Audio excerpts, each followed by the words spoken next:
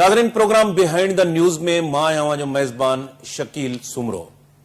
वफ़ाक़ी काबीना खां पोइ अॼु सिंध काबीना जेका आहे उन में हलफ़ खणी वरितो आहे ऐं उन खां सवाइ टे जेके सलाहकार आहिनि उहे बि सिंध काबीना में शामिल कया विया आहिनि। सिंध काबीना जे अंदरि काफ़ी हिन खां पहिरें जेके कैबिनेट में शामिल हुया सीनियर नाला, उहे सीनियर नाला असां ॾिसूं था त सिंध कैबिनेट जे अंदरि शामिल न आहिनि। ॾिसजे सेकंड फेज़ जे अंदरि जेको सिंध काबीना में जेको आहे हुनखे एक्सटेंड कयो वेंदो, उन में कहिड़ा कहिड़ा वज़ीर जेके आहिनि उहा हलफ़ खणनि था।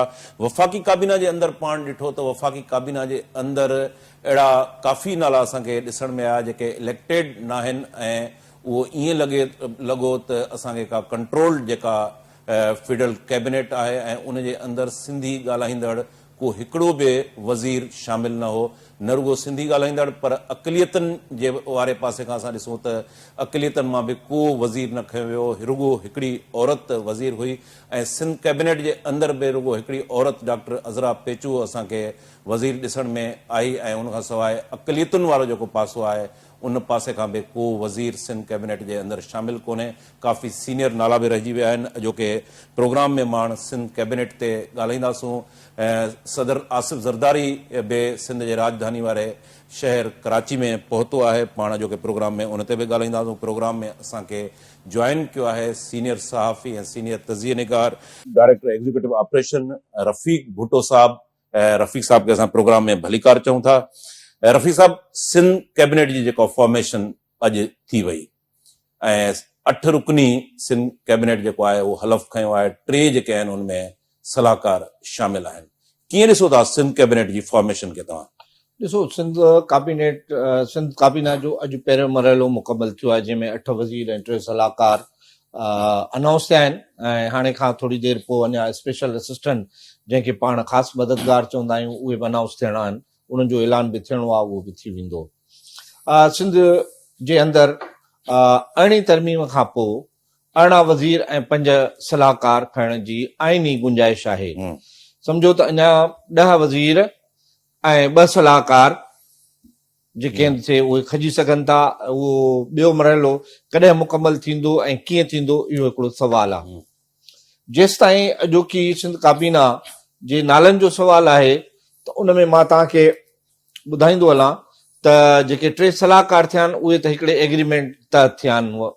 एहसान मज़ारी अॻूणो कश्मीर मां MNA हुयो ऐं उनखे सीट न मिली ऐं उन जाइ ते अली मज़ारी आयो त सलीम जान मज़ारी सां पीपल्स पार्टी जी क़यादत जो इहो यानी वाइदो हुयो त असां जेका एहसान मज़ारी खे बैनुल सूबाई राब्तनि वारे खाते सां गॾु सूबा सीनियर मशीर कंदासीं।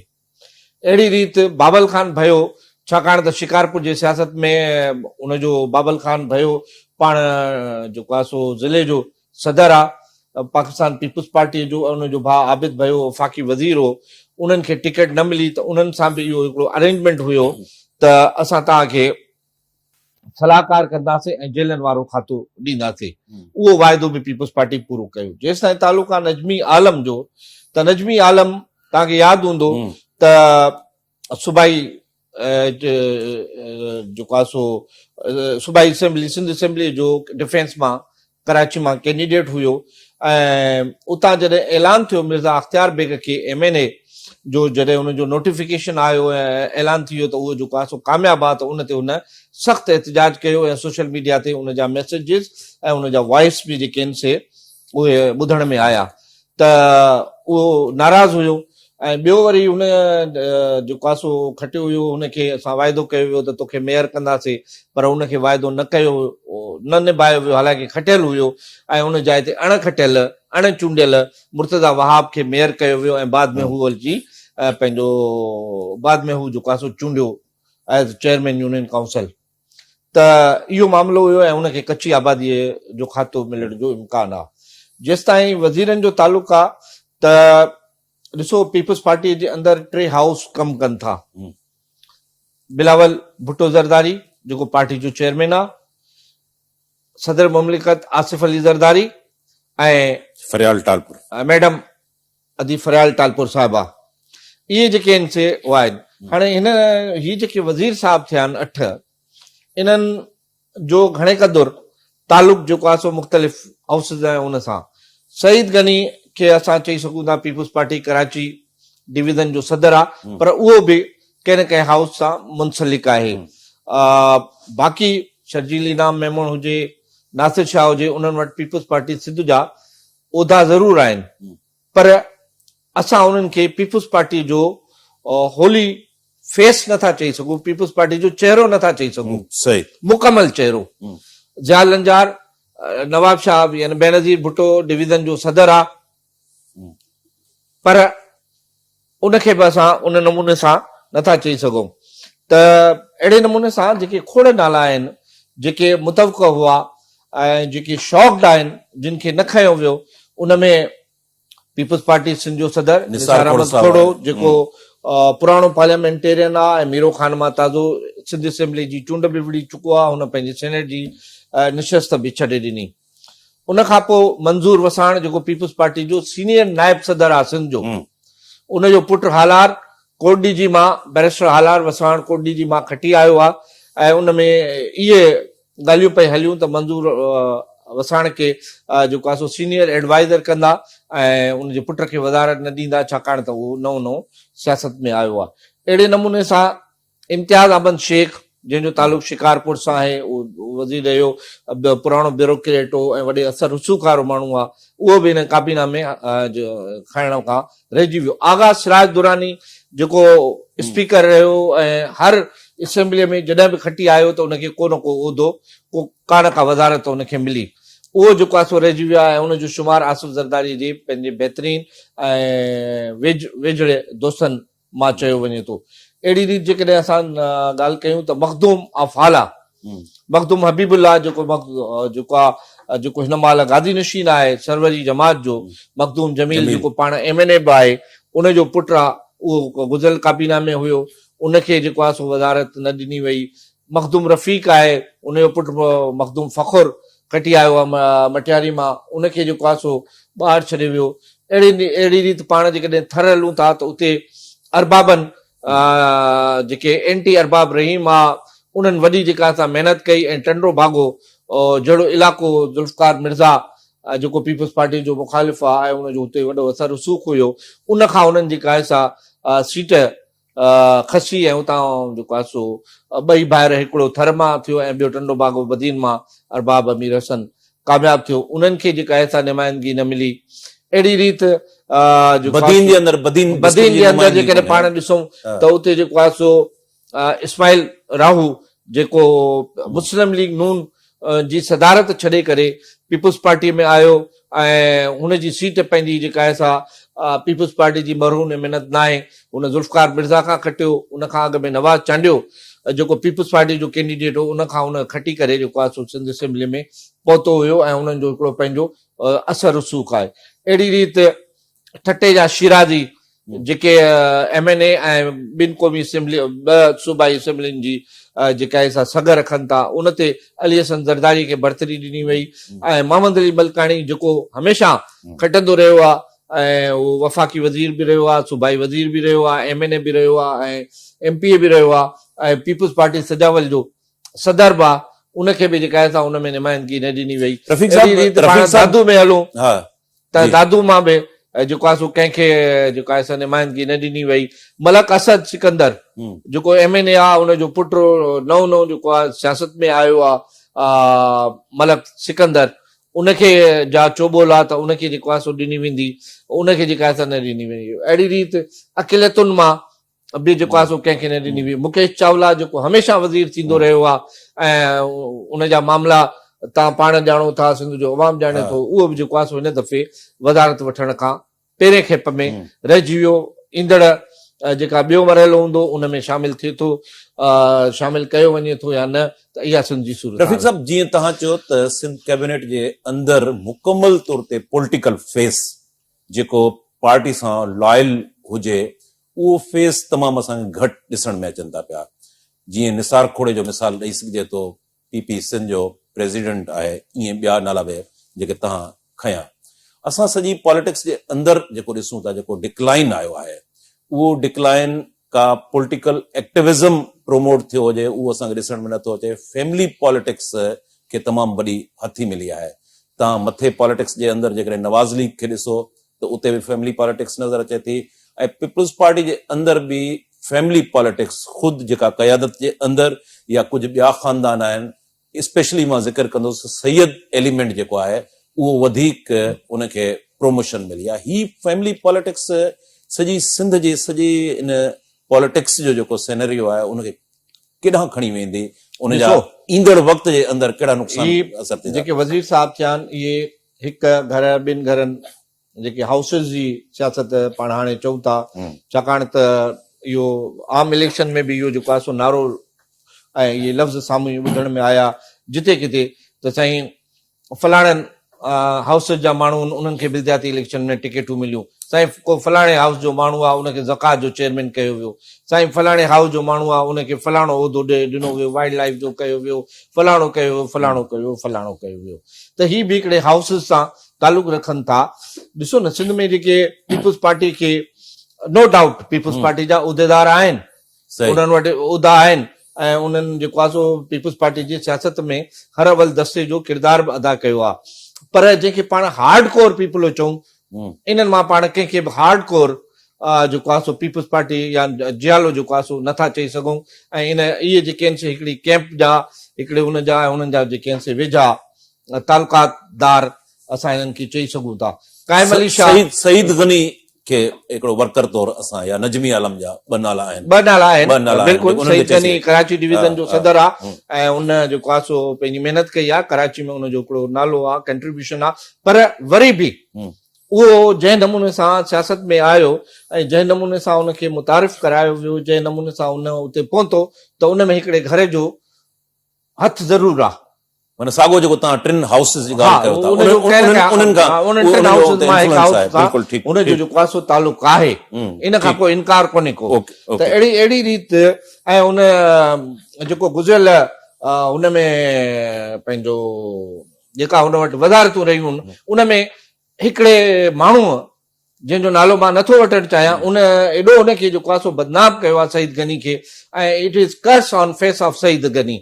उन माण्हूअ जे रखण सां उहो कोर्टुनि मां बि माण्हू विया, उन मां विया ऐं उन जेका करप्शन कई आहे, अमेरिका में जेके घर वरिता अथई उन वटि रुपयो खाइण लाइ कोन हूंदो, अॼु उहो बाथालैंड में 6 करोड़नि जे फ्लैट में रहे थो, अमेरिका में उन घर वरितो आहे ॿुधण में अचे थो। ऐं उहो हिकिड़ो नामनिहाद क़िस्म जो माण्हू आहे जंहिंखे असां सूडो इंटेलेक्चुअल चऊं, उन बदनाम कयो आहे। मां हिन फोरम ते सईद गनी खे इहा तजवीज़ कंदो त अहिड़नि माण्हुनि खां उहो बचे।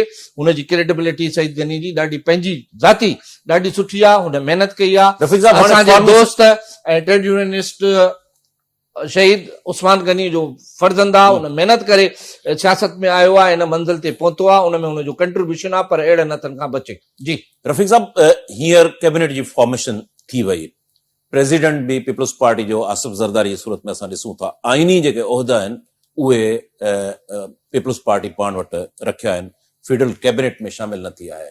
सिंध गवर्नमेंट जे अंदरि सदाई गवर्नेंस जो जेको इशू आहे उहो सदाई उन ते तनक़ीद थींदी रही आहे, बैड गवर्नेंस जे हवाले सां। लॉ एंड ऑर्डर जी सिचुएशन जेका आहे असां ॾिसूं था त घोटकी, सखर ऐं इवन शिकारपुर लाड़काणो ताईं हिन वक़्तु वर्स्ट, कश्मीर कंदकोट जो बि नालो मां खणंदुसि, इंतहाई वर्स्ट सूरताल आहे। घोटकी जे अंदरि ॾींहं ॾिठे जो या राति जे वक़्तु धाड़ेल जेको आहे 2-2.5 कलाकनि ताईं सॼो सीपेक रोड जेको आहे उनखे ब्लॉक करे कारवायूं कनि था पिया। ही हिकिड़ो वॾो चैलेंज आहे। कीअं ॾिसो था मुराद अली शाह जी गवर्नमेंट इन खां अॻु में बि रही, इहो ई सॼो ट्रबल ते हुयो, हाणे कीअं जेके फैसिस आहिनि जेके अॼु काबीना में शामिल थिया आहिनि, इन्हनि मां त असां का परसेप्शन चेंज करण जी उम्मीद नथा रखी सघूं। सेम रहंदो साॻियो। तव्हां ॾिठो बिल्कुलु इन्हनि नालनि जे करे एहतिसाब, इन्हनि मां ॿुधायो इन्हनि माण्हुनि जे करे जेके आहिनि एहतिसाब कोर्टूं, एहतिसाब ब्यूरो खुलिया, इहे माण्हू जेको आहे सो जेलनि में विया।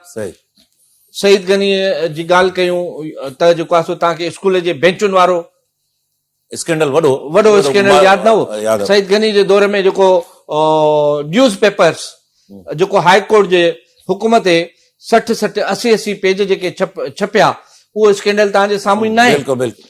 त सिंध गवर्नमेंट ते हमेशह इहा तनक़ीद हूंदी हुई त त भई तव्हां पंहिंजो परसेप्शन चेंज कयो ऐं तव्हां ते करप्शन जो हिकिड़ो हो आहे दाग इनखे तव्हां मिटायो मां नथो सम्झां त इन सां को परसेप्शन चेंज थींदो हा ॿिए मरहले में अॻिते हली के सुठा माण्हू या जेको बि हुजे उहो खणनि पर हिन में मूंखे नथो लॻे त माना अवां सम्झो था सेम गवर्नेंस जो जिते तनक़ीद थींदी बिल्कुलु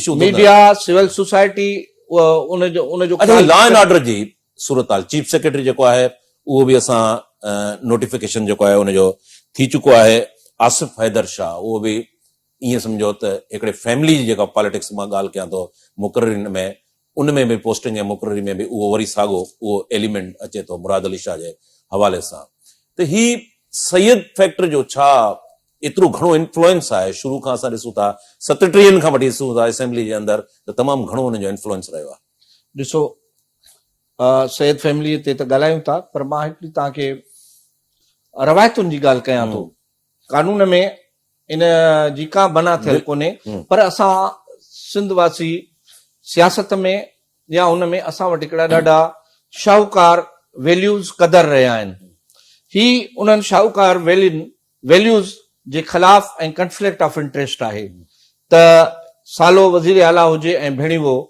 जेको आहे सो सिंध जो चीफ सेक्रेटरी हुजे इन सां इंसाफ़ जो जेको रूह आहे स्पिरिट ऑफ जस्टिस जेको आहे उहो कंफ्लिक्ट थिए थो ईअं न हुजणु खपे ॿ अहम मुद्दा हिकु घर में उन सां जेकॾहिं मां ख़ुदा न ख़ासिता हिकिड़ो माण्हू आहे जेको मुराद अली शाह या आसिफ हैदर शाह जो मुखालिफ़ आहे उहो इंसाफ़ लाइ अचे त उहो कहिड़ी तबक़े सां इंसाफ़ लाइ अॻिते वधंदो कीअं उनखे इंसाफ़ मिलंदो खोड़ अहिड़ा हूंदा न जिते कंफ्लिक्ट ऑफ इंटरेस्ट हूंदो त उते जेको आहे सो इंसाफ़ न थी सघियो इंसाफ़ जी ऐं बहितरीन ऐं शाहूकार क़दरनि जी या घुर्ज आहे त इहे न थियणु खपे कानून इन जी मना नथो करे कानून में का बि अहिड़ी गुंजाइश कोन्हे का त भई सालो भेणी उहिदनि ते या नथा रही सघनि पर जेके सियासत जा मुरवज क़दर आहिनि उन में इहा हिकिड़ी अचो था अमुन मान जी सूरत हाल ते धाड़ेल फैक्टर जंहिंमें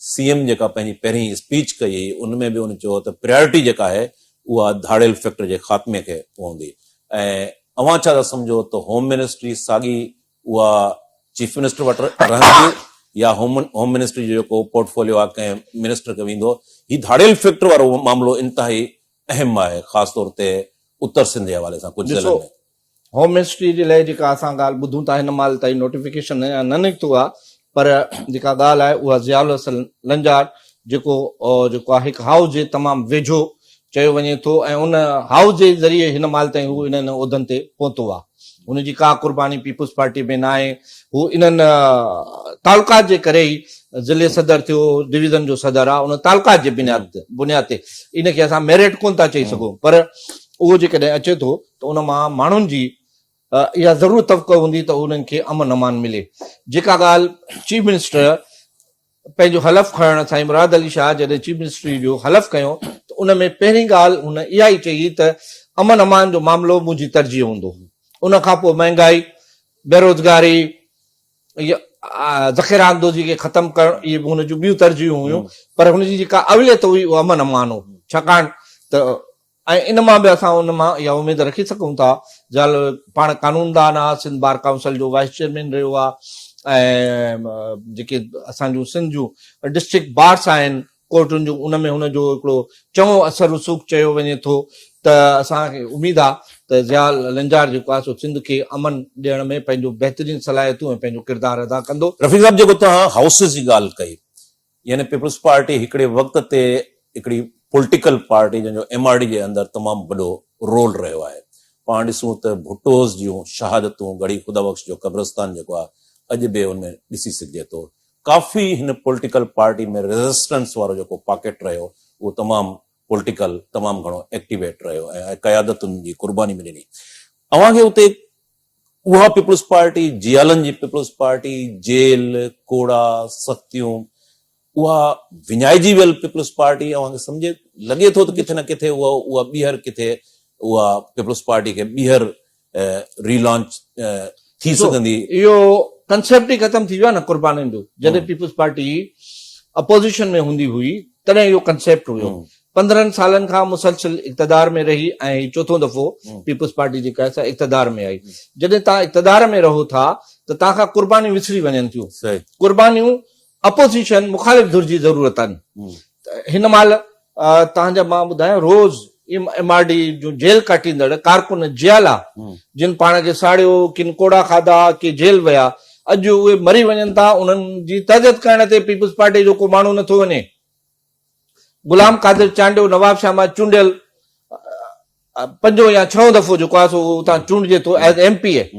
हिन महिल उनखे उनजे खानदान जी कुर्बानी आहे। उनजो भाउ गुलाम बाद चांडियो, कुनल चांडे ते बम्बारमेंट थी वॾी, कुनल जन भने खानदान जा 9 माण्हू जेके आहिनि से मरी विया, शहीद थी विया। अब्बास चांडियो हिनजो वॾो भाउ जिन जे हाज़िरुनि ते ही ईंदो हुयो, जेलनि में हुयो ऐं बाद में एडवाइज़र थियो, त उनखे यादि करण वारो को कोन्हे। त अहिड़े नमूने सां सिर्फ़ MP जी टिकट ॾियणु ऐं उनखे लावारिस MP बणाए हाणे अचूं था सेनेट ते। सेनेट जी जेके आहिनि इलेक्शन वेझी अचे पई, ज़ाहिर आहे प्रेसिडेंशियल जेको प्रोसेस उहो गुज़री चुको। सेनेट में कंहिंखे टिकटूं मिलंदियूं? मिली चुको। सिंध में 2 मरहला आहिनि सेनेट जा। हिकिड़ा 2 सेनेट जिन खे टिकटूं मिली चुकियूं आहिनि, असलम अबड़ो ऐं जाम सैफुल्लाह धारे जो, जेके निसार अहमद खोड़ो ऐं जाम मेहताब ॾवर ख़ाली कयूं पंहिंजूं सीटूं। उन्हनि जी त सुभाणे न परीहं चूंड आहे, उहे इलेक्ट थी वेंदा। सिंध असेंबली में उन्हनि वटि 100 खां वधीक वोट आहिनि। उन्हनि खे ॿिए कंहिंजे सहारे जी, ॿिए कंहिं वोट जी ज़रूरत ई न आहे, उहे पाण थी वेंदा। उन खां पोइ ॿियो मरहलो आहे जंहिंमें 7 आम निशस्तूं, 2 टेक्नोक्रेट्स ऐं 1 अक़लियत ऐं 2 औरतूं, 11 सिंध मां सेनेटर थियणा आहिनि। ऐं जंहिंजी सेनेट जो जेको पीरियड हूंदो या उनजी जेका एज ऑफ सेनेट हूंदी उहा 6 साल हूंदी, उहे थियणा आहिनि। उन में अञा पीपुल्स पार्टी टिकटूं घुरायूं। इहो ख़ुदि पीपुल्स पार्टी जे लाइ हाणे टेस्ट केस आहे त जेके निगलेक्ट कयल जियाला आहिनि, जेके निगलेक्ट कयल कुर्बानी ॾींदड़ आहिनि, जेके निगलेक्ट कयल पॉपुलर पर्सनैलिटीज़ आहिनि इन पीपुल्स पार्टी, उन्हनि खे टिकट ॾिए थी या नथी ॾिए।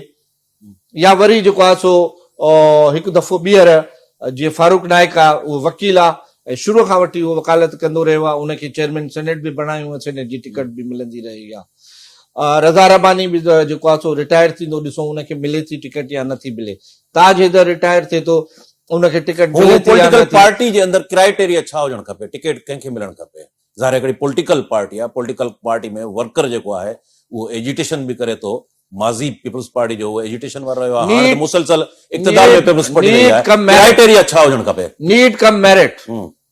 हिकु सेनेट वॾो फोरम आहे। सेनेट में ॻाल्हाइण लाइ हिकिड़ियूं वॾियूं कदावर शख्सियतूं खपनि।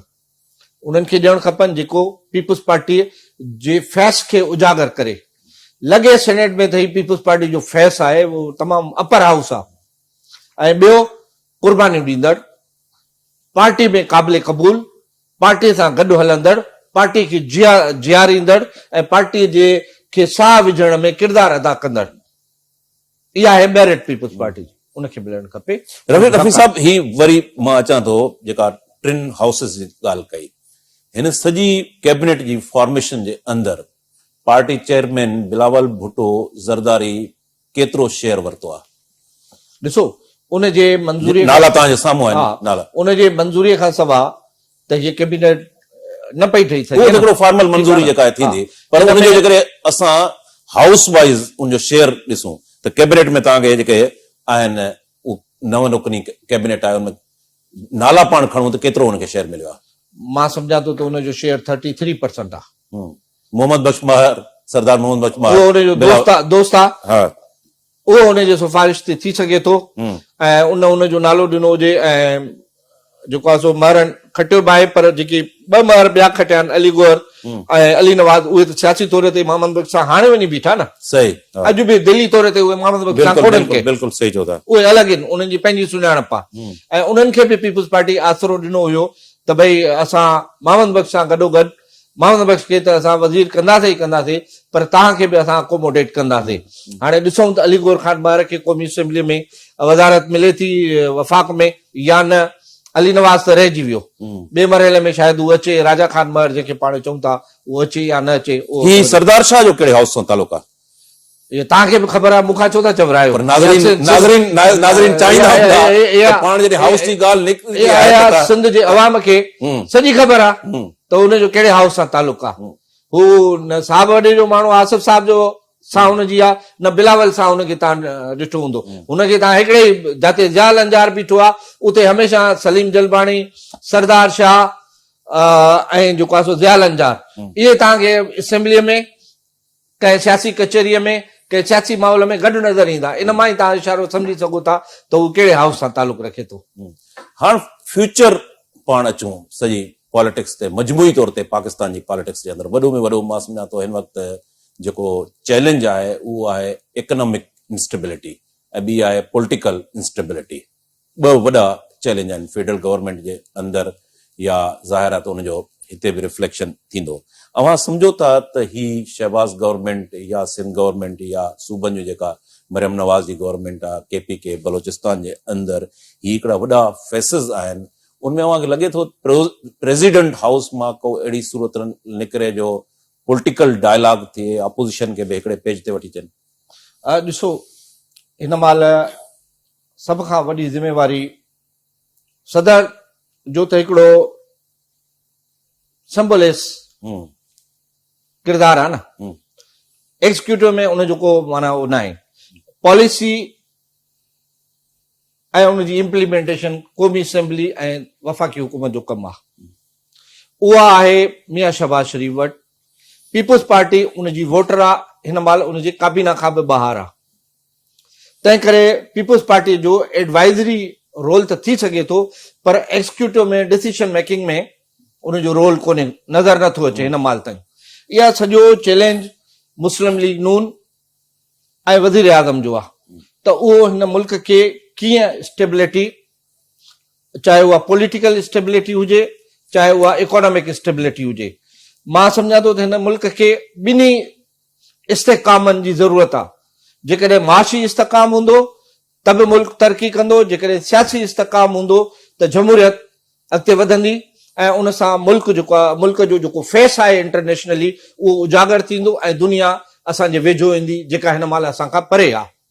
IMF जी टीम अॼु राति पहुचे थी ऐं जेको अॼु राति पहुचे थी, वरी जेको आहे सो डायलॉग शुरू थी वेंदो। टेक्नोक्रेट वज़ीर खज़ाना अची चुको आहे, हबीब बैंक खां उन सदार जे CEO ऐं प्रेसिडेंटशिप खां सदार जेको आहे सो अलॻि थी करे सुल्तान अलाना जेको चेयरमैन आहे HBL जो बोर्ड ऑफ गवर्नर्स जो, उनखे बाय बाय चयो आहे, हुन अची ज्वाइन कयो आहे। ऐं दुनिया, अॼु मां किथे ॿुधो पए त दुनिया जा जेके माशी फोरम आहिनि उन्हनि उनखे वेलकम कयो आहे त हिकिड़ो टेक्नोक्रेट, हिकिड़ो बैंकर जेको मुल्क जी इक़्तिसादी सूरताल ऐं माशियात खे ॼाणे थो, उन सां ॻाल्हाइण में आलमी मुआशी इदारनि खे हिकिड़ी सहूलियत पैदा थींदी ऐं उहो हिक ॿिए जा अंग अखर सम्झंदा ऐं इन सां थी सघे थो पाकिस्तान खे माशी सूरताल, माशी जेके मुफ़ादात आहिनि उहे आलमी तौर ते मिलनि, जेका हिकिड़ी चङी ॻाल्हि आहे। असां त चवंदा आहियूं त भई जेको आहे सो इम्पोर्टेड बैंकर अची वियो आहे, हीअं थियो आहे, हीअ लोकल आहे। हिन पंहिंजी करोड़नि जी पघार छॾे करे, डच सिटीज़नशिप छॾे करे मुल्क जे लाइ आयो आहे ऐं असां उमेद कयूं था त इन जी सलाहियतुनि मां असांजी वफ़ाक़ी हुकूमत। लास्ट क्वेश्चन वरी सिंध में लॉ एंड ऑर्डर जी जेका सूरताल मां उन ते ई तव्हां खां सवाल कंदुसि। चीफ सेक्रेटरी जी त मुक़ररी थी चुकी, IG नओं केरु अचे पियो?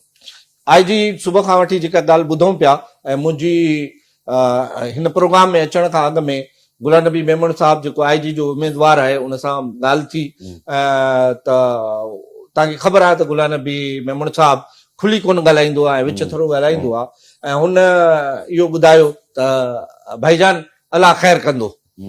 त मां सम्झां थो त पीपुल्स पार्टी खे बि अहिड़े क़िस्म जो हिकिड़ो सुठो ऑफिसर खपे।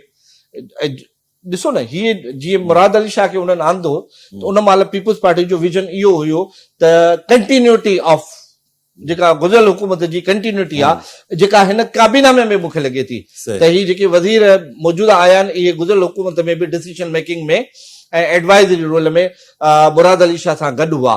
त इहा बि हिकिड़ी इन काबीना खे असां इन नमूने सां बि चई सघूं था त it is continuity of process जेको हुननि उन महिल छॾियो ऐं हिननि खे निगरान हुकूमत जे अहम फ़ैसिलनि खे डिस्करेज बि करणो आहे, रिव्यू करणो आहे ऐं नवां फ़ैसिला कढनि ऐं उन्हनि फ़ैसिलनि खे बि ख़तमु करणो आहे जेको मुराद अली शाह साहब पाण चई चुको आहे।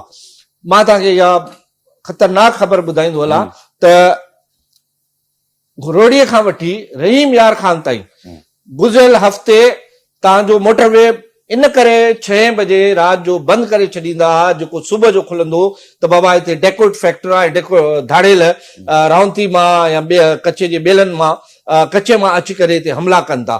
पर हाणे ॻाल्हि उन खां बि वधी वई आहे। टियों ॾींहुं घोटकी जे सरहद में जीटी रोड तां अची जेको आहे सो वारदात करे विया आहिनि धाड़ेल। इहो हुकूमत, घोटकी जी इंतज़ामिया, सख डिवीज़न जी इंतज़ामिया ऐं ख़ुदि चीफ मिनिस्टर IG जे लाइ हिकिड़ो वॾो चैलेंज आहे त हाणे सीपेक ते मामला न रहिया। सीपेक रोड जेके मोटरवे खे उतां जी मुकाबी ॿोलीअ में सीपेक रोड चवनि था, उहो टपी करे जेको आहे सो जीटी रोड ते अची सरहद मां वारदात करे विया आहिनि। इहा हिन महिल तव्हांजी सूरत हाल आहे। तव्हांजा 12 खां वधीक शिकारपुर जा जेके आहिनि से मोगवी जेके माण्हू आहिनि उहे जेके आहिनि से यरगमाल बणिया पिया आहिनि कचे में। तव्हांजे लाड़काणे जा राति जेको आहे सो करमपुर जेको बिजाराणी सरदारनि जो पंहिंजो ॻोठ आहे, उनजे ओताक मां 3 पोरेत जेके हाईवे ते कमु पिया कनि उन्हनि खे राति जेको आहे सो खणी विया आहिनि। कंदकोट जा जेके आहिनि से 6-7 माण्हू उहे जेके आहिनि से धाड़ेलनि जी चंबे में आहिनि। घोटकीअ जा माण्हू जेके आहिनि से उन्हनि वटि चंबे में आहिनि। इहो चैलेंज आहे, हिननि खे केरु छॾाईंदो? उहे बि त कंहिंजा पुट हूंदा, उहे बि त सिंध जा शहरी आहिनि, उहे बि त अमन अमान जी चाहत रखंदा हूंदा। बिल्कुलु नाज़रीन, अमन अमान सिंध जो तमामु वॾो अहम मसइलो आहे। धाड़ेल फैक्ट्री जंहिं उत्तर सिंध जे 4-5 ज़िलनि जे शहरनि खे अताब हेठि रखियो आहे ऐं मां सम्झां थो त सिंध गवर्नमेंट जी सभ खां वॾो जेको चैलेंज आहे उहो अमन अमान जी बहाली आहे, धाड़ेल फैक्ट्री जो ख़ात्मो आहे। धाड़ेल फैक्ट्री में जन बि सहूलियतकारनि जा हथ आहिनि, उन्हनि खे जेको आहे कानून जी गिरफ़्त में आणणो पवंदो। जेसिताईं कानून हरकत में न ईंदो, तहरुक में न ईंदो त तेसिताईं इहो ईअं ई जेको आहे सिलसिलो जारी रहंदो। हिते प्रोग्राम जो वक़्तु पुॼाणी खे पहुतो। रफ़ीक भुट्टो साहब तव्हांजी महिरबानी। नाज़रीन, ईंदड़ प्रोग्राम ताईं पंहिंजे मेज़बान शकील सुमरो खे इजाज़त ॾींदा। अल्लाह भाई।